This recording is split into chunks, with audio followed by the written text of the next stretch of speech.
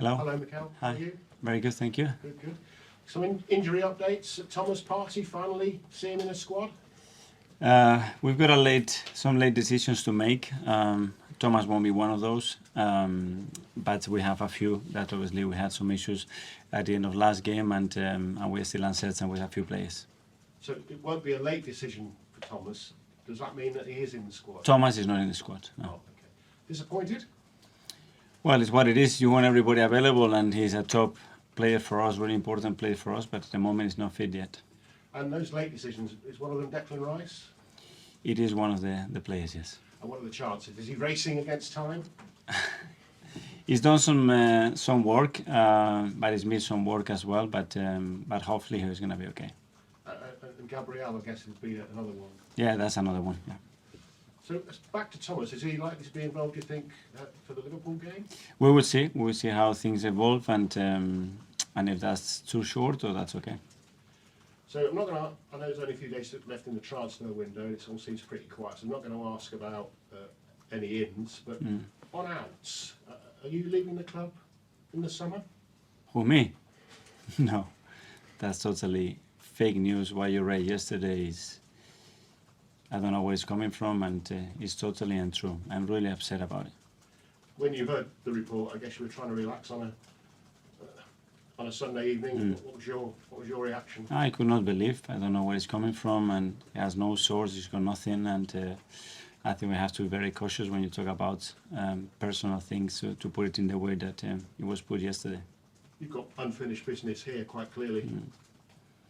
I'm in the right place. I'm with the right people. I feel really good about it, and as I said many times, I'm immersed in a beautiful journey with this football club, with these players, the staff, our people, and there is still a lot to do. I guess people wrongly, somebody over there was adding 2 and 2 together and making 7. The fact that Xavi's leaving in the summer, your association with Barcelona, is that a compliment to you in a way? But that's something that we cannot control. This is part of football. But that's something very different to someone putting in a statement about something that I'm doing. That's very, very different. And the other one is just part of football and this industry. That's it. Obviously, your contract does run out in 18 months' time or so. I know everyone's very relaxed.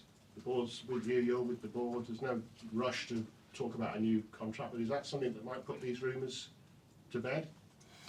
I don't know. I think I've got a extraordinary relationship with the board, with Edu, with team, with ownership, and things come in a natural way. And we always done it that way, and it worked out really well. And when the time is right, we would have those discussions and think about the best way to do it. Thank you.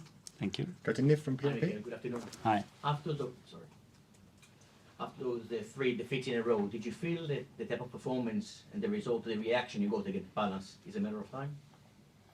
Well, yes, because when the team performs the way we did and we lose games, I was hoping that it could not carry out the way it did. But this is football, and it can still happen. But I was very confident that it was coming because I could see the team, the way it was playing, performing, how upset and angry they were not to have what we deserved, and as well it was, I think, a motivation as well to, after the break, put it right and get back on track. Looking at Nottingham Forest tomorrow, you had roughly 10 days to prepare. They had significantly less. They have plenty of players involved in the AFCON. Do you see that an advantage from your point of view? I see.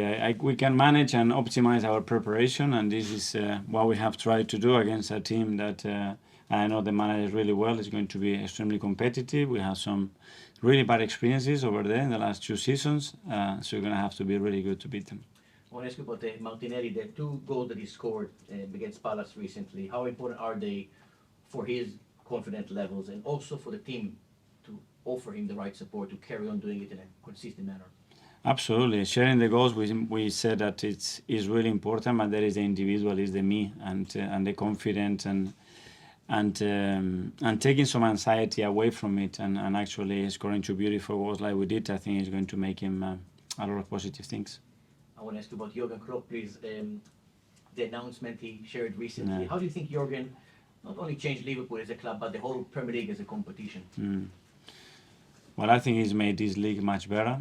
I think, first of all, the person, the character, the charisma, the way of transmitting his ideas and his passion for the game is something special, and I think he's had a big contribution for the growth of this league. And then I love the way he did it, the emotion that he put it, and when you see a human side explaining the reasons behind it and the challenges and everything that goes related to our job, I think it was spot on. And I think when someone is done what he's done for that football club, for the league, you have to respect that and basically say thank you, because I think it made the league better, it made every manager better, and it made this league much more beautiful and intense. Mikel, you talk about the personal side of having to be a manager with Jurgen Klopp leaving Liverpool. Obviously, he's been there 8-9 years. Arsene Wenger was here for over 2 decades.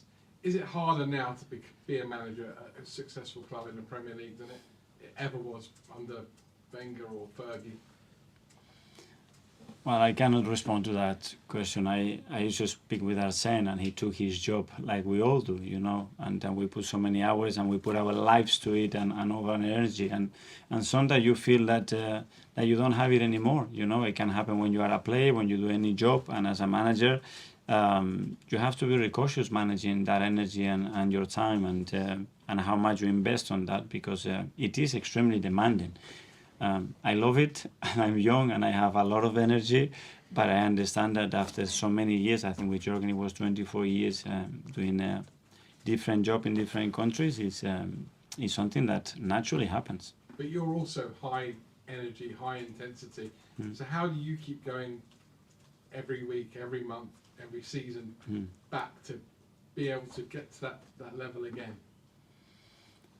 I think because I love what I do, and I love every minute, and I get a lot of joy with waking up every morning and knowing that I have to drive to Colney and I'm gonna meet these people, I'm gonna spend time together, and we're gonna prepare to be better for the next day, and that's what it drives you. It drives you when you feel respected, when you feel loved as well, when you see a clear direction and ambition, what you want to do as a club and as a team, and this is where we are right now. When you were talking about the fake rumours of you going to Barcelona just now, you mentioned the word, you said you were angry. Were you angry because somebody had put that story out there? Or were you angry because you have such a close relationship with the fans, you didn't want them to think, oh, I've read that, it must be true? Yeah, but one is a consequence of the other. First of all, because I'm really cautious about when I talk publicly about my personal things, and when someone puts a statement saying something that I say or did, it is upsetting. I understand that we are in this industry.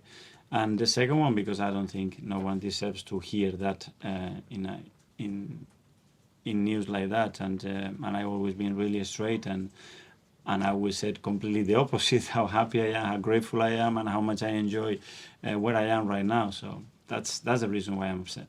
And finally, we're now over the winter break, as it were.